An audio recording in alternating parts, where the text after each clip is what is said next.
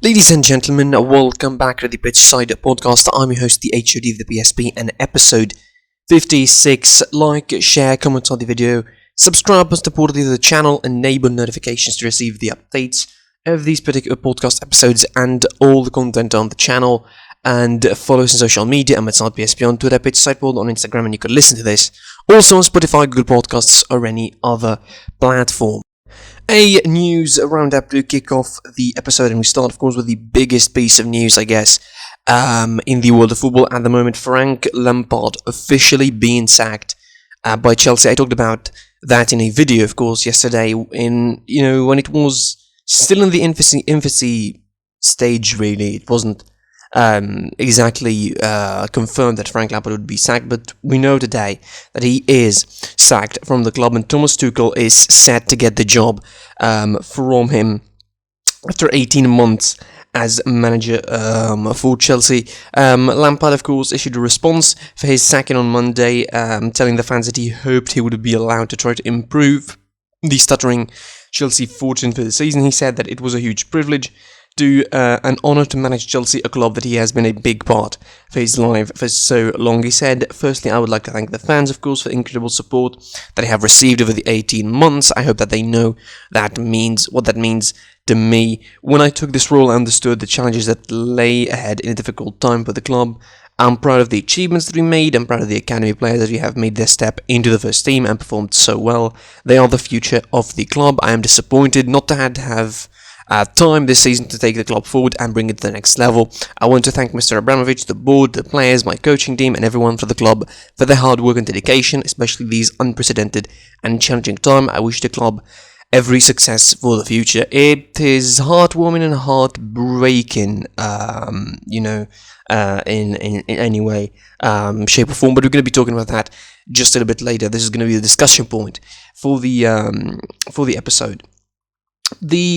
Some transfer news. Let's talk about some transfer news really before getting in some, the rest. Liverpool reportedly received a boost in the hopes to sign the French superstar Kylian Mbappe, with Real Madrid struggling to put a deal together. The Reds have been strongly linked with PSG striker Mbappe in the last few days, in particular, as he's considering his future at the moment in Ligue 1. It was thought that Mbappe would be keen on a move to Madrid with the history of Zinedine Zidane, but the bid is hanging on the sale of the Brazilian winger Vinicius Jr., who PSG are keen on.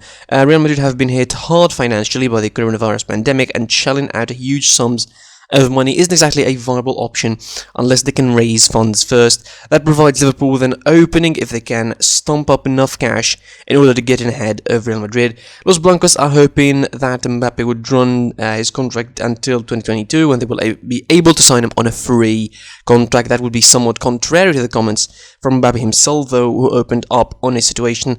Earlier, he admitted that he's happy at PSG, though he is considering a long-term future as he weighs up a new contract in Paris. He says, "We're talking with the club, I'm also reflecting on it." He says, "If I'm signing, it will be to invest myself long term here."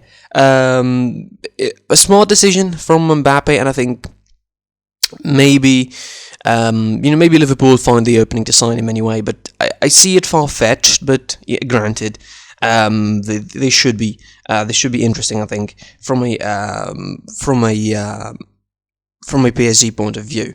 Some action, and yesterday, of course, it was in the FA Cup in England. Tottenham needed 3 goals in the final 5 minutes to survive an FA Cup scare, overcoming a very spirited Wigan side 4-1 on Monday. Of course, only Fred Oyendema slotted Wycombe ahead midway through the first half, as a much-changed Spurs were punished for their early wastefulness at Adams Park. Gareth Bale holds Spurs level on the stroke of half-time, converting his 4th presentable chance, but a stubborn Wycombe refused to roll over, forcing Jose Mourinho to turn to his star-studded bench to avoid extra-time scare. And with 4 minutes remaining, Spurs' quality finally told, as Harry Winks' first FA Cup goal and a late double from Tanguy Ndombele put up a 5th-round tie away to Everton. For Tottenham, it was hard, but they did it in the end. Before getting to the discussion about Frank Lampard sacking, of course, let's start from the. Give you some action of what's going to happen in the midweek, really, to get you boosted, of course, and get you really, really excited about it. The 20th round of the Premier League is taking place over the next 3 days. Crystal Palace host West Ham today, with Newcastle Leeds United as well, Southampton versus Arsenal, and West Brom versus Chelsea on Wednesday. It will be Chelsea Wolves. Of course, supposedly is going to be the first game after the Lampard era. We'll see how Chelsea are going to be doing in that one. Burnley versus Aston Villa, Brighton versus Fulham, Man United versus Sheffield United, Everton hosting Leicester. That's an interesting one to watch, and Tottenham hosting Liverpool on Thursday. More action, of course. There's not just that coming in this midweekend today in particular. Not just that. There's also big action in Italy as well. There is the Coppa Italia, and 2 games are taking place in the first, fixtures of the quarterfinal of that competition. It will be Inter Milan in Coppa Italia. Of course, all eyes will be on that one. Inter faces AC Milan. Actually, one match today will take place in the quarterfinals of the Coppa Italia. Atalanta faces Lazio. That is on Wednesday. Spal Juventus and Napoli Spezia. That is on Thursday. Also, Copa del Rey action in Spain is taking place this midweek. Barcelona, of course, are going to be in action to Rayo Vallecano. That is on Wednesday. Before that, Valladolid face Levante on today. Betis faces Real Sociedad. Girona faces Villarreal. Sevilla hosting Valencia. Vallecano hosts Barcelona, as we mentioned. Almeria hosting Osasuna. Naval Carnero hosting Granada. And Alcoyano, the team that defeated Real Madrid, hosts Athletic Club in the last of the matches, and the last 2 matches, of course, they mentioned are on Thursday. And it's time now to talk about the biggest piece of news, I think, in the last 24 hours in the European football. It was Frank Lampard. Chelsea's manager had been officially sacked after 18 months at the helm of the club. I think the news were not exactly shocking as much as the time, the manner in which it happened, the fact that they had Thomas Tuchel in their pockets for a while. Chelsea, it seemed, it seemed very suspicious. It seemed, again, almost conspiracy bound kind of appointment. For Thomas Tuchel instead of Frank Lampard. It seemed very, very ludicrous kind of moment. Gary Lineker, I think, was furious, as you can see the screenshot on the screen of his reaction to that news before it even being confirmed by the Chelsea Football Club. Frank Lampard, I think, again, I mentioned it in the video yesterday, the end was coming for him. It was clear that the club is not going to be patient with him. The club is not going to be taking it anymore as far as, results and bad results in the Premier League, really, because, sacking him after just defeating Luton Town in the Cup and going forward to the 5th round of the FA Cup isn't exactly the 5th round of the FA Cup isn't exactly something that you would want to do. But we all know, again, we mentioned it in the video, if they sacked Jose Mourinho twice, you cannot expect them not to sack Lampard for less than that. And I mean, the general consensus is that Frank Lampard needed time, and he certainly needed time at Chelsea to improve, needed time to get his head around the plan. And I know the biggest criticism for him would be that he had too much money to spend. He had a lot of resources to spend comparatively. Of course, the first season, again, he was protected. There was transfer ban. There was no players coming into the club. And he left, and Eden Hazard just left the club the summer before. So it has been quite the roller coaster for Frank Lampard, having a first great season, an incredible great season comparatively with what he had, having mostly young players, playing with, Mason Mount, being brilliant, Tammy Abraham being brilliant, I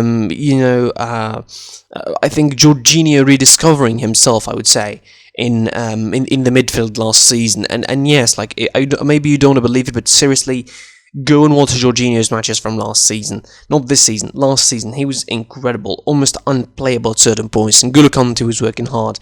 Chelsea were a unit, a serious unit, despite the fact that they lacked defensively. But the reliance on, Christensen and Zuma and Rudiger and Fikayo Tomori at certain points. And there was some, prospects into the club, namely the likes of Tariq Lamptey, who left the club now and went to Brighton, and Billy Gilmour, who's reportedly going to be the first transfer done by Thomas Tuchel, is going to be offloaded from the club, which is, again, like an insane thing to do, but, it's understandable. The guy's still young, he would need some playtime, and you need to give him playtime at another club, and certainly there is more than the fair share of clubs in the Premier League interested in someone as good of a prospect as Billy Gilmour can be. Again, Chelsea last season were really great. They were unplayable at certain points. They were blossoming. They got, the top 4 finish, Champions League now. And then, of course, it came the biggest turning point of Lampard's manager career at Chelsea, which is spending too much money on players. And I mean, it was understandable because he needed something bigger, and obviously to challenge for the Premier League title you need something bigger, you need bigger players, you need more experienced players, you need more bright stars and stronger stars in your club to win the Premier League and to compete for actual titles. But certainly, the players that he brought were not exactly successful, and we know all about the saga with Timo Werner. There was a saga also with Kai Havertz. Pretty much, it was a long round of negotiations with Kai Havertz before actually letting the German player go from Bayer Leverkusen. Bringing in Ben Chilwell, bringing in Hakim Ziyech, who was probably, again, I said it yesterday and I'll say it again, he was the best out of the new recruits, and that is by quite a margin, considering he was injured not once but twice this season. It doesn't really bode well. It just looks so ridiculous. It looks a knee-jerk reaction, just like Rio Ferdinand described it. It's a knee-jerk reaction from the board. They just realised that, okay, we need to sack a manager, and we need to get it done. Reports were suggesting that the players have been told by the staff that this whole thing of Frank Lampard is going to be get ridden of, quickly, which, if those reports are to be true, that is disgusting. That is a disgraceful kind of exit, and a disgraceful kind of ending for Frank Lampard's tenure at the club, to end like that, with the players, not wanting to play for the manager. Like, it looked at certain points of the season that they didn't want to play for the manager. Frank Lampard didn't help his case with, his not exactly finding the right shape. I mean, yes, he needed time, and again, he should have needed more time to wrap his head around what he wants from the team, including the new signees. But certainly, he didn't help his case. He was too unstable with his tactical sort of thoughts. Employing Kai Havertz in central midfield and not knowing exactly where to put Ziyech, not knowing how to use the plethora of forward talent that he has. It looked a good kind of problem early on in the season when he had the luxury to choose between Abraham and Werner and Giroud, when the three of them were scoring goals. But now, with Werner pretty much, in a strong goal drought, not just any goal drought, an aggressive goal drought, that, where he misses, some ridiculous chances at certain points, where he doesn't know what to do with the ball. His decision making isn't at his best, and Olivier Giroud is in and out of the club, and in and out of the starting lineup. Tammy Abraham isn't exactly hitting on all cylinders like you expect him to do. So that didn't help his case as well. Mason Mount being, the teacher's pet. I said it a lot on this podcast, and I said it again. He's the teacher's pet of Frank Lampard, and him being sacked, and Frank Lampard being sacked, probably would spell doom for Mason Mount. I think he's going to be rotated even more now that Frank Lampard is out, because he's one of those players that he brought with him from Derby County, and he just loves to include in the squad. And certainly he's good. Like, Mason Mount is showing value for being included in Frank Lampard squad, but certainly that is, I think, gone way too overboard. If you are Chelsea, and if you are a Chelsea fan, it's gone way overboard. Sometimes you don't know how the lineup would look for the Chelsea, because the insistence of using Mason Mount. Now, again, I'm putting it in a clear and no uncertain terms that Lampard's sacking wasn't right. Not in the time, not in the fashion that he was sacked with. He wasn't allowed to be in the training ground. Why? Maybe because training was on. I doubt it, because I think Frank Lampard knows when the training is. I doubt he was, not allowed in the training ground because he was I don't know. It was something. I mean, it's something conspicuous, really. It feels very suspicious, the way this happened, and not allowing him in the training ground.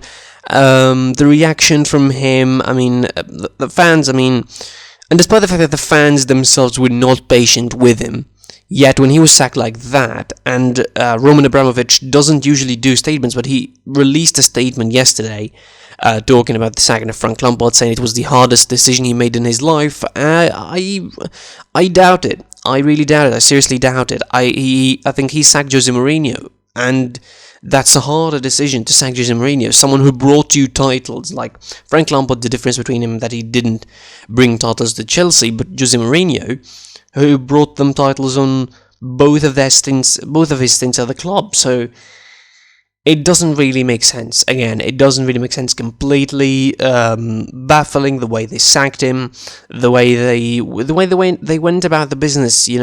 For him, already having Tuchel. Reports suggesting that the contacts from Tuchel with Tuchel were underway since the Manchester City game, which is pretty disgraceful. Again, it's a disgrace to talk about someone like Frank Lampard like that and to do him dirty like that, preparing the new manager already, with him still in charge and still pretty much, going through his way.